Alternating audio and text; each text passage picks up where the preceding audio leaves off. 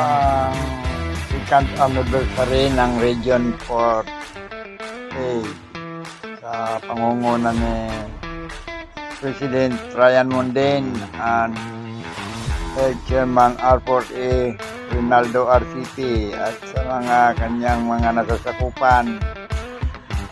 Maraming salamat po sa inyo. Maraming salamat po sa inyo lahat. All Region 4A, LBMT Pitakag.